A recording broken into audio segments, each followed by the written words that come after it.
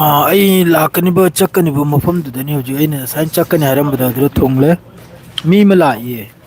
ꯏꯃꯥꯟꯅꯕ ꯑꯃ ꯂꯥꯛꯏ ꯑꯗꯨ ꯌꯨꯝꯗꯒꯤ ꯑꯩꯈꯣꯏꯒꯤ ꯆꯥꯝꯊꯥꯎ ꯑꯁꯨꯡꯕꯗꯣ ꯆꯥꯝꯊꯥꯎ ꯑꯁꯨꯡꯕꯗꯨ ꯁꯤꯗ ꯂꯤꯇꯔ ꯑꯃꯗ ꯂꯨꯄꯥ ꯀꯨꯟꯊ꯭ꯔꯥ ꯈꯔ ꯌꯧꯈ꯭ꯔꯦ ꯀꯨꯟꯊ꯭ꯔꯥꯒꯤꯅ ꯀꯌꯥ ꯌꯧꯈ꯭ꯔꯕꯅꯦ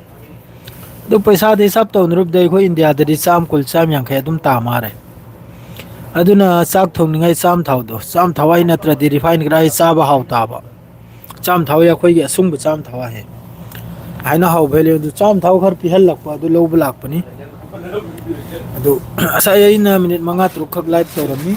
ꯌꯥꯝꯅ ꯏꯝꯄꯣꯔꯇꯦꯟ ꯑꯣꯏꯕ ꯄꯥꯎ ꯈꯔ ꯂꯩꯀꯣ ꯂꯥꯟꯁꯤ ꯏꯆꯤꯟ ꯏꯅꯥꯎ ꯃꯌꯥꯝ ꯂꯥꯏꯚꯄꯨꯗꯤ ꯊꯣꯛꯅꯤꯡꯗꯕꯅꯤ ꯑꯗꯨꯕꯨ ꯄꯥꯎ ꯄꯤꯕꯅꯤꯅ ꯄꯥꯎꯁꯤꯗꯤ ꯄꯤꯗꯕ ꯌꯥꯗꯦ ꯑꯗꯨꯒ ꯅꯨꯡꯉꯥꯏꯇꯕꯁꯨ ꯐꯣꯡꯗꯣꯛꯆꯔꯤ ꯃꯅꯤꯄꯨꯔ ꯃꯅꯨꯡꯗ ꯖꯤꯁꯇ꯭ꯔꯥ ꯑꯣꯏꯔꯤꯗꯤ ꯌꯥꯝ ꯁꯥꯊꯤꯅ ꯅꯨꯡꯉꯥꯏꯇꯦ ꯋꯥꯈꯜ ꯌꯥꯝ ꯅꯨꯡꯉꯥꯏꯇꯦ ꯁꯦꯡꯅ ꯍꯥꯏꯕꯗ ꯃꯈꯣꯜꯁꯤ ꯀ꯭ꯂꯤꯌꯥꯔ ꯇꯥꯕ꯭ꯔꯥ ꯇꯥꯗ꯭ꯔꯥ ꯑꯝꯇ ꯃꯌꯥꯝ ꯍꯥꯏꯕꯤꯔꯛꯎ ꯀ꯭ꯂꯤꯌꯥꯔ ꯇꯥꯔꯗꯤ ꯇꯥꯏ ꯍꯥꯏꯕꯤꯔꯛꯎ ꯀ꯭ꯂꯤꯌꯥꯔ ꯇꯥꯗ꯭ꯔꯗꯤ ꯇꯥꯗꯦ ꯍꯥꯏꯕꯤꯔꯛꯎ ꯄꯨꯔꯥ ꯃꯥꯏꯛꯁꯦ ꯑꯩꯅ ꯆꯤꯟꯕꯥꯟꯗ ꯊꯝꯃꯝꯅꯤꯀꯣ ꯂꯥꯏꯚꯁꯤꯒꯤꯗꯃꯛꯇꯅꯦ ꯄꯨꯔꯥ ꯆꯤꯝꯕꯥꯟꯗꯅꯤ ꯑꯩꯅ ꯊꯝꯃꯤꯁꯦ ꯂꯥꯏꯚꯁꯦ ꯃꯥꯏꯛꯁꯦ ꯂꯥꯟꯁꯤ ꯍꯌꯦꯡ ꯑꯌꯨꯛꯇ ꯉꯁꯤ ꯑꯌꯨꯛꯀꯤ ꯄꯨꯡ ꯑꯍꯨꯝꯗ ꯃꯈꯣꯏꯒꯤ ꯁꯤꯁꯐꯤꯌꯥꯔꯁꯦ ꯂꯣꯏꯔꯤꯕꯅꯤ ꯁꯤꯁꯐꯤꯌꯥꯔꯒꯤ ꯗꯤꯜꯁꯦ ꯗꯣꯅꯥꯜ ꯇ꯭ꯔꯝꯅ ꯍꯥꯏꯔꯤꯕꯅꯕꯨ ꯀꯔꯤꯒꯨꯝꯕ ꯗꯤꯜ ꯇꯧꯍꯧꯗꯕ ꯇꯥꯔꯒꯗꯤ ꯗꯤꯜ ꯇꯧꯍꯧꯗꯕ ꯇꯥꯔꯒꯗꯤ ꯏꯔꯥꯟꯒꯤ ꯃꯊꯛꯇ ꯂꯥꯟꯁꯦ ꯑꯃꯨꯛꯀ ꯍꯧꯔꯛꯑꯅꯤ ꯁꯤꯅꯤ ꯂꯥꯟꯁꯦ ꯑꯃꯨꯛꯀ ꯇꯧꯔꯛꯄꯩ ꯋꯥꯅꯕꯅꯦ ꯏꯔꯥꯟꯁꯨ ꯑꯗꯨꯒꯤ ꯃꯇꯨꯡ ꯏꯟꯅ ꯑꯥꯏ ꯑꯥꯔ ꯖꯤ ꯁꯤ ꯃꯗꯩꯗꯤ ꯏꯔꯥꯟꯒꯤ ꯐꯣꯔꯁ ꯃꯈꯩꯁꯨ ꯏꯔꯥꯟꯒꯤ ꯃꯤꯁꯥꯏꯜ ꯑꯣꯏꯒꯦꯔꯥ ꯏꯔꯥꯟꯒꯤ ꯗ꯭ꯔꯣꯟ ꯑꯣꯏꯒꯦꯔꯥ ꯃꯈꯣꯏꯁꯨ ꯄꯨꯔꯥ ꯔꯦꯗꯤꯗꯅꯤ ꯍꯧꯖꯤꯛ ꯂꯩꯔꯤꯁꯦ ꯂꯥꯟꯁꯤ ꯊꯦꯡꯅꯕꯩꯗꯃꯛꯇ ꯑꯁꯤꯗ ꯄꯥꯎꯁꯤ ꯏꯆꯥꯏ ꯆꯥꯏꯅ ꯍꯥꯏꯕꯗ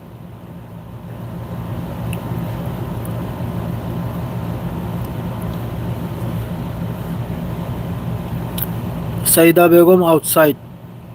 ꯃꯥꯅꯤ ꯑꯩ ꯔꯨꯝꯒꯤ ꯑꯥꯎꯠꯁꯥꯏꯠꯇꯅꯤ ꯑꯩꯈꯣꯏ ꯏꯃꯥꯟꯅꯕ ꯑꯃ ꯉꯁꯤ ꯑꯌꯨꯛ ꯑꯩꯅ ꯏꯟꯗꯤꯌꯥꯗꯩ ꯄꯥꯏꯔꯛꯈꯤꯌꯦ ꯁꯥꯎꯗꯤ ꯑꯔꯕꯇ ꯑꯔꯤꯕ ꯃꯤꯅꯤꯗ ꯃꯗꯨ ꯄꯣꯠ ꯆꯩ ꯈꯔ ꯄꯤꯍꯜꯂꯛꯄꯅꯦ ꯑꯗꯨ ꯄꯣꯠ ꯆꯩꯗꯨꯁꯨ ꯂꯧꯒꯦ ꯃꯗꯩꯗꯤ ꯃꯥꯁꯨ ꯍꯌꯦꯡꯗꯩ ꯗ꯭ꯌꯨꯇꯤ ꯍꯧꯈ꯭ꯔꯅꯤꯕꯅꯤꯅ ꯄꯣꯠ ꯆꯩꯗꯨ ꯂꯧꯍꯧꯔꯨꯈꯤꯒꯦ ꯍꯌꯦꯡꯗꯒꯤꯗꯤ ꯎꯅꯔꯔꯣꯏ ꯂꯥꯞꯁꯨ ꯂꯥꯞꯄꯤ ꯃꯥꯅ ꯂꯩꯔꯤꯁꯦ ꯑꯗꯨꯒ ꯑꯩꯅ ꯂꯥꯛꯄꯅꯤꯗ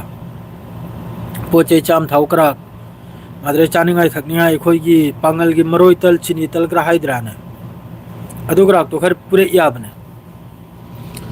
ꯑꯗꯨ ꯂꯧꯒꯦ ꯍꯥꯏꯅ ꯂꯥꯛꯄꯅꯤ ꯃꯔꯣꯏ ꯇꯜ ꯆꯤꯅꯤ ꯇꯜ ꯍꯥꯏꯈꯔꯦ ꯑꯩꯈꯣꯏꯒꯤ ꯌꯥꯝ ꯁꯨꯔꯒ ꯍꯧꯕꯗꯣ ꯑꯗꯨ ꯈꯔ ꯄꯤꯍꯜꯂꯛꯏꯌꯦ ꯑꯗꯨ ꯂꯧꯔꯨꯒꯦ ꯑꯗꯨꯗꯩꯗꯤ ꯑꯩꯈꯣꯏ ꯄꯥꯡꯒꯜꯒꯤ ꯆꯤꯟꯖꯥꯛꯅꯤꯗꯅ ꯑꯗꯨꯗꯩꯗꯤ ꯀꯥꯡꯗ꯭ꯔꯨꯝ ꯍꯥꯏꯕ꯭ꯔꯥ ꯀꯔꯤ ꯍꯥꯏ ꯑꯃ ꯑꯩꯈꯣꯏꯅ ꯃꯩ ꯃꯊꯛꯇ ꯁꯥꯍꯜꯂꯒ ꯀꯩꯅꯣꯝ ꯇꯧ ꯃꯇꯨꯝ ꯃꯇꯨꯝ ꯇꯥꯔꯒ ꯀꯩꯅꯣꯝ ꯇꯧꯕꯗꯣ ꯑꯗꯨꯏꯗꯨꯁꯨ ꯈꯔ ꯄꯤꯍꯜꯂꯛꯏ ꯆꯤꯟꯁꯦ ꯌꯥꯎꯔꯛꯏꯕꯅꯤꯗ ꯀꯥꯝꯗ꯭ꯔꯨꯝꯅꯦ ꯃꯔꯣꯏ ꯇꯜꯅꯦ ꯆꯤꯅꯤ ꯇꯜꯅꯦ ꯃꯗꯩꯗꯤ ꯑꯩꯈꯣꯏꯒꯤ ꯆꯥꯝꯊꯥꯎ ꯂꯣꯀꯦꯜ ꯆꯥꯝꯊꯥꯎ ꯌꯨꯝꯒꯤ ꯑꯁꯨꯝꯕ ꯑꯗꯨ ꯈꯔ ꯑꯃꯒ ꯄꯤꯔꯛꯎ ꯍꯥꯏꯅ ꯄꯤꯍꯜꯂꯛꯇꯅ ꯍꯧꯖꯤꯛ ꯂꯧꯔꯒ ꯄꯨꯔꯅꯤ ꯅꯥꯍꯥꯞ ꯄꯨꯔꯅꯤ ꯂꯥꯏꯚꯁꯦ ꯊꯣꯛꯂꯝꯃꯒꯦ ꯃꯥꯒꯤꯁꯤꯗꯒꯤ ꯑꯗꯨꯒ ꯑꯩ ꯊꯣꯛꯆꯔꯛꯄꯅꯤ ꯂꯥꯟ ꯑꯣꯏꯔꯦ ꯑꯩꯒꯤ ꯍꯤସାꯕꯇꯗꯤ 99.9% ꯂꯥꯟꯒꯤ ꯐꯤꯕꯝꯗꯅꯤ ꯍꯧꯖꯤꯛ ꯑꯦꯅꯤ ꯇꯥꯏꯝꯗ Iran attack Israel attack America attack ꯍꯥꯏꯅ ꯊꯣꯛꯂꯛꯄꯒꯤ ꯆꯥꯟꯁ ꯂꯩ ꯑꯦꯅꯤ ꯇꯥꯏꯝꯗ ꯑꯍꯤꯡ ꯑꯣꯏꯔꯁꯨ ꯑꯍꯤꯡ ꯆꯣꯡꯊꯣꯛꯑꯒ ꯑꯗꯨꯝ ꯂꯥꯎꯔꯛꯑꯅꯤꯕꯅꯤ ꯂꯥꯏꯟꯁꯤ ꯑꯣꯏꯔꯦ ꯍꯥꯏꯅ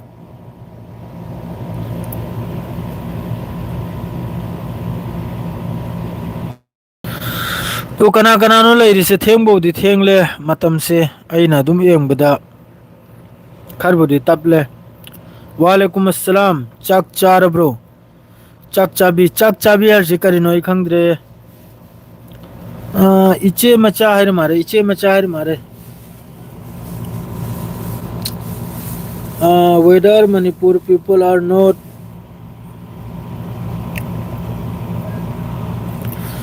ꯂꯥꯏꯚꯁꯤꯁꯨ ꯑꯩꯕꯨꯗꯤ ꯊꯣꯛꯄꯕꯨꯗꯤ ꯊꯣꯛꯅꯤꯡꯗꯕꯅꯤꯀꯣ ꯄꯥꯎ ꯑꯣꯏꯅ ꯄꯤꯅꯤꯡꯕꯅꯦ ꯑꯗꯨ ꯎꯄꯥꯏ ꯂꯩꯇ꯭ꯔꯦ ꯀꯔꯤ ꯍꯥꯏꯅꯤ ꯑꯗꯨꯒꯤ ꯊꯣꯛꯆꯔꯛꯄꯅꯤ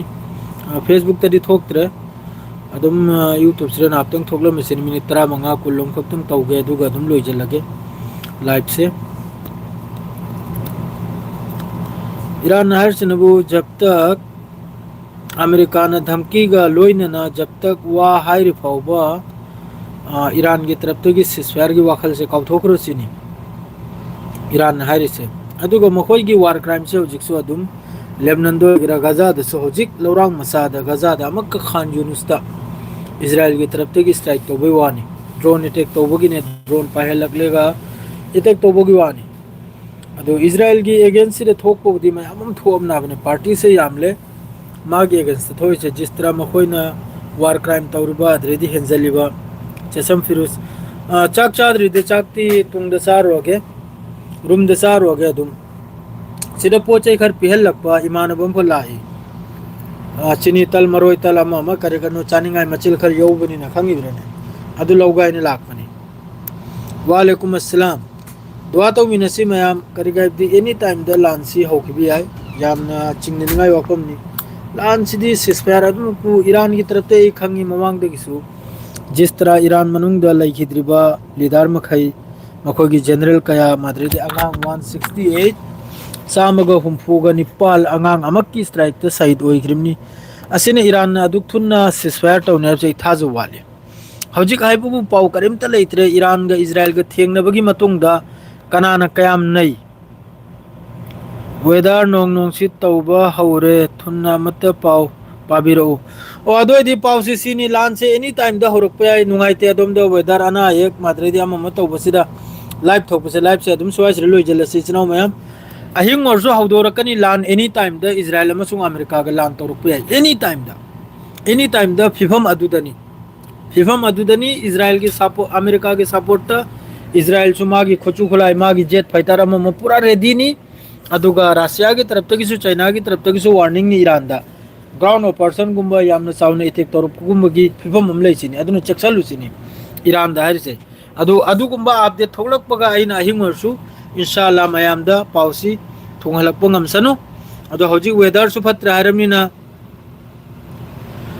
कनुमना फत्र हारमनिना इरांग न फत्रमनिना लाइफ से सोइस रिलोय जंजरगे मयाम अस्सलाम वालेकुम नसीगी आइना लाइव मते मते तौबसिदा कनागुम्बा वारो बिबयावसु आइगी तरफतगी माफी चाहिरिमनी आइसु उपाय लेते ngasi अदोम दा अवाब ताबने माद्रेदी लान न थोकपने